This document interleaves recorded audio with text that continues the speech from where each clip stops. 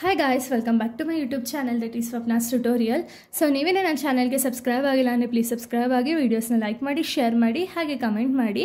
So ಇವತ್ತು ನಾನು ಮಾಡ್ತಿರೋ ಸಬ್ಜೆಕ್ಟ್ ಯಾವುದು ಅಂದರೆ ಸೆಕೆಂಡ್ ಸೆಮ್ BComನ ಇಂಗ್ಲೀಷ್ ಸಬ್ಜೆಕ್ಟ್ನ ಎಕ್ಸ್ಪ್ಲೈನ್ ಮಾಡ್ತಿದ್ದೀನಿ. ಸೊ ಇಂಗ್ಲೀಷಲ್ಲಿ ನಾನು ಇಂಗ್ಲೀಷ್ ಗ್ರಾಮರ್ ಪಾರ್ಟ್ನ ಎಕ್ಸ್ಪ್ಲೈನ್ ಮಾಡ್ತಿದ್ದೀನಿ, ಓಕೆನಾ. ಸೊ ಇಲ್ಲಿ ನೀವು ಗ್ರಾಮರ್ ಪಾರ್ಟ್ಸಲ್ಲಿ ತುಂಬ ಪಾರ್ಟ್ಗಳಿದೆ, ಬಟ್ ಅದರಲ್ಲಿ ನಾನು ಫಸ್ಟ್ ಕಾನ್ಸೆಪ್ಟ್ ಯಾವುದು ಅಂದರೆ ಬೇಸಿಕ್ ಕಮ್ಯುನಿಕೇಷನ್ ಸ್ಕಿಲ್ಸ್ ಅಂತ ಹೇಳಿ ಇದು ಫಸ್ಟ್ ಕಾನ್ಸೆಪ್ಟ್ಸ್ ಆಗಿದೆ ನಿಮಗೆ ಗ್ರಾಮರ್. ಸೊ ಆ ಒಂದು ಕಾನ್ಸೆಪ್ಟ್ನ ಈ ಒಂದು ವಿಡಿಯೋದಲ್ಲಿ ಎಕ್ಸ್ಪ್ಲೈನ್ ಮಾಡ್ತಿದ್ದೀನಿ, ಓಕೆನಾ.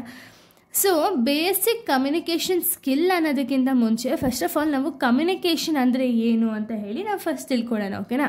ಕಮ್ಯುನಿಕೇಷನ್ ಅಂದರೆ ಏನು ಅಂದರೆ it is the process of exchanging information, ideas, thoughts, feelings and emotions through speech, signals, writing, behaviour. ಅಂದರೆ ಏನು ಇವಾಗ ಕಮ್ಯುನಿಕೇಷನ್ ಅಂದರೆ ಇವಾಗ ಪ್ರತಿಯೊಬ್ಬರು ಕೂಡ ಕಮ್ಯುನಿಕೇಟ್ ಮಾಡಲೇಬೇಕು, ಬಿಕಾಸ್ ಅವ್ರಿಗೇನೋ ಒಂದು ಬೇಕು ಅಥವಾ ಬೇಡವೋ ಅಂತ ಹೇಳಬೇಕು ಅನ್ನೋ ರೀಸನ್ಗಾರೆ ನಾವು ಕಮ್ಯುನಿಕೇಟ್ ಮಾಡಲೇಬೇಕು. ಸೊ ಆ ಕಮ್ಯುನಿಕೇಷನ್ ಮಾಡಬೇಕಾದ್ರೆ ನಮ್ಮ ಒಂದು ಇನ್ಫಾರ್ಮೇಷನ್ ಅನ್ನೋದು ಎಕ್ಸ್ಚೇಂಜ್ ಆಗೋದಾಗಿರ್ಬೋದು, ಅಥವಾ ಐಡಿಯಾಸ್ ಎಕ್ಸ್ಚೇಂಜ್ ಆಗಿರ್ಬೋದು, ಅಥವಾ ನಮ್ಮ ಒಂದು ಫೀಲಿಂಗ್ಸ್ ಎಕ್ಸ್ಚೇಂಜ್ ಆಗೋದಾಗಿರ್ಬೋದು. ಇದನ್ನೆಲ್ಲ ನಾವು ಕಮ್ಯುನಿಕೇಷನ್ ಅಂತೀವಿ. ಇವಾಗ ಯಾವುದೋ ಒಂದು ಪರ್ಸನ್ ಇನ್ನೊಬ್ಬ ಪರ್ಸನ್ ಜೊತೆ ಮಾತಾಡ್ತಿದ್ದಾರೆ ಅಂದರೆ ಅಲ್ಲೇನೋ ಒಂದು ಇನ್ಫಾರ್ಮೇಷನ್ ಎಕ್ಸ್ಚೇಂಜ್ ಆಗುತ್ತೆ ಅಂತ ಅಲ್ವಾ. ಸೊ ಅದನ್ನು ನಾವು ಕಮ್ಯುನಿಕೇಷನ್ ಅಂತ ಹೇಳಿ ಕರಿತೀವಿ.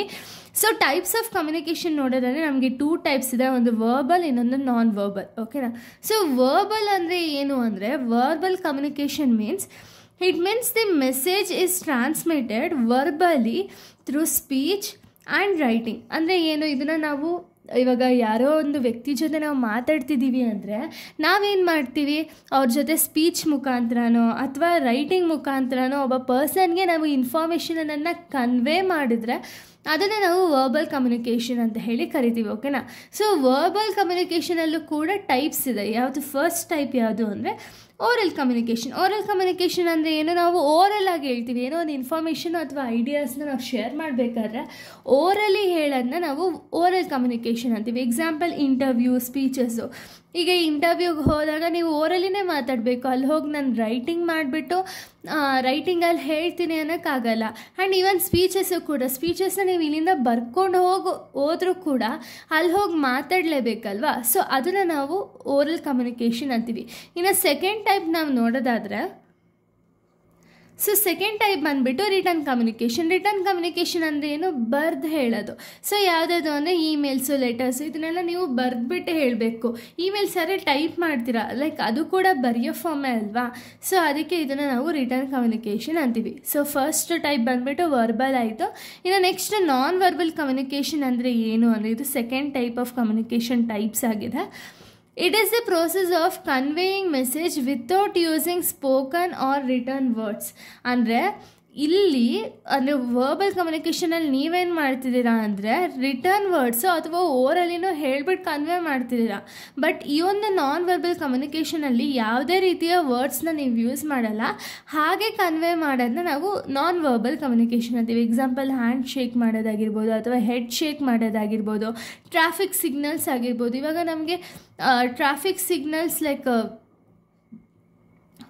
ಬಂದಿದ ತಕ್ಷಣ ನಮಗೇನಾಗುತ್ತೆ, ನಾವು ರೆಡ್ ಬಂದರೆ ಸ್ಟಾಪ್ ಮಾಡ್ತೀವಿ, ಗ್ರೀನ್ ಬಂದಿದ ತಕ್ಷಣ ಮತ್ತೆ ಮೂವ್ ಆನ್ ಆಗ್ತೀವಿ, ಆ ಥರ ಅಲ್ಲ. ಸೊ ಅದೇ ರೀತಿ ಏನಾಗುತ್ತೆ ಅಂದರೆ ಟ್ರಾಫಿಕ್ ಸಿಗ್ನಲ್ಸ್ ನೋಡಿದ ತಕ್ಷಣ ನಮಗೆ ಗೊತ್ತಾಗೋಗುತ್ತೆ. ಸೊ ಅದನ್ನು ನಾವು ನಾನ್ ವರ್ಬಲ್ ಕಮ್ಯುನಿಕೇಷನ್ ಅಂತೀವಿ. ಅಲ್ಲಿ ಯಾವುದೇ ರೀತಿ ಬರ್ದಿರಲ್ಲ ಆ್ಯಂಡ್ ಯಾವುದೇ ರೀತಿ ಹೋರಲ್ಲಿ ಹೇಳಿರಲ್ಲ, ಆದರೂ ಕೂಡ ನಮಗೆ ಗೊತ್ತಾಗುತ್ತೆ. So non verbal communication types ಯಾವುದಾದ್ರು ಅಂದರೆ eye contact, gestures, body postures, facial expressions, paralanguages, volume, speaking speed, pitch, pause, time language. ಇದೆಲ್ಲ ಏನು ಗೊತ್ತಾ, ಇವಾಗ ಯಾವುದೋ ಒಂದು ಪರ್ಸನ್ ಜೊತೆ ನಾವು ಮಾತಾಡ್ತಿದ್ದೀವಿ ಅಂದರೆ ಹೈ ಕಾಂಟ್ಯಾಕ್ಟ್ ಬೇಕು, ಆ್ಯಂಡ್ ನಮ್ಮ ಒಂದು ಗೆಸ್ಚರ್ಸ್ ಸರಿ ಇರಬೇಕು, ಬಾಡಿ ಪೋಸ್ಟರ್ ಅನ್ನೋದು ಪ್ರಾಪರ್ ಆಗಿರಬೇಕು, ಆ್ಯಂಡ್ ಫೇಶಿಯಲ್ ಎಕ್ಸ್ಪ್ರೆಷನ್ ಅವ್ರು ಏನಾದ್ರು ಹೇಳ್ತಿದ್ದಂಗೆ ನಾವು ಫೇಶಿಯಲ್ ಎಕ್ಸ್ಪ್ರೆಷನ್ಸ್ ಅನ್ನೋದು ಏನು ಮಾಡಬೇಕು ಅಂದರೆ ಚೇಂಜ್ ಮಾಡ್ತಾ ಹೋಗಬೇಕು. ಇನ್ನು ಪ್ಯಾರಾ ಲ್ಯಾಂಗ್ವೇಜ್ ಅಂದರೆ ಏನು, ನಾವು ಮಾತಾಡಬೇಕಾದ್ರೆ ವಾಯ್ಸ್ ಆಗಿರಲಿ, ಪಿಚ್ ಆಗಿರಲಿ, ರಿದಮ್ ಆಗಿರಲಿ, ಸೊ ಎಲ್ಲ ಪ್ರಾಪರ್ ಮ್ಯಾನಲ್ಲಿ ಅದು ಬರಬೇಕಾಗುತ್ತೆ. ಆ್ಯಂಡ್ ಟೈಮ್ ಲ್ಯಾಂಗ್ವೇಜ್, ಸೊ ಟೈಮ್ನ ಮ್ಯಾನೇಜ್ ಮಾಡ್ತಾ ಹೋಗಬೇಕಾಗುತ್ತೆ, ಓಕೆನಾ. ಇದು ನಾನ್ ವರ್ಬಲ್ ಕಮ್ಯುನಿಕೇಷನ್. ಸೊ ಇಷ್ಟೇ ಈ ಒಂದು ಫಸ್ಟ್ ಒಂದು ಪಾರ್ಟ್ ಬಂದುಬಿಟ್ಟು. ಸೊ ಇದರಲ್ಲಿ ನಿಮಗೆ ಕ್ವಶನ್ಸ್ನ ಯಾವ ರೀತಿ ಕೇಳ್ಬೋದು ಅಂದರೆ ನಿಮಗೆ ಟೆಕ್ಸ್ಟ್ ಬುಕ್ಕಲ್ಲಿ ಕೊಟ್ಟಿದ್ದಾರೆ ನೋಡಿ. ಸೊ ನೋಡಿ ಇಲ್ಲಿ ನೀವು ನೋಡ್ಬೋದು ಟೆಕ್ಸ್ಟ್ ಬುಕ್ಕಲ್ಲಿ ಬರೀ ಈ ಥರ ಕ್ವಶನ್ಸ್ ಮಾತ್ರ ಕೇಳ್ತಾರೆ. ಈ ಒಂದು ಗ್ರಾಮರ್ ಪಾರ್ಟಲ್ಲಿ ಕೇಳಿದ್ರೆ define communication, mention different types of communication, describe non verbal communication, how do you understand written communication, what does the term kinesics refers to. ಈ ಥರ ಇಷ್ಟೇ ಕ್ವಶನ್ಸ್ಗಳಲ್ಲಿ ನಿಮ್ಗೆ ಯಾವುದೋ ಒಂದೋ ಎರಡೋ ಕ್ವಶನ್ಸ್ ಕೇಳುವಂಥ ಒಂದು ಚಾನ್ಸಸ್ ಇದೆ. ಓಕೆನಾ. Next in what ways the eye contact essential for the communication, define paralanguage, provide a few examples of written communication, what is meant by chronemics, list some examples of audio visual communication, how do you define gestures, what are some notable voice qualities in communication, identify some key elements of verbal communications.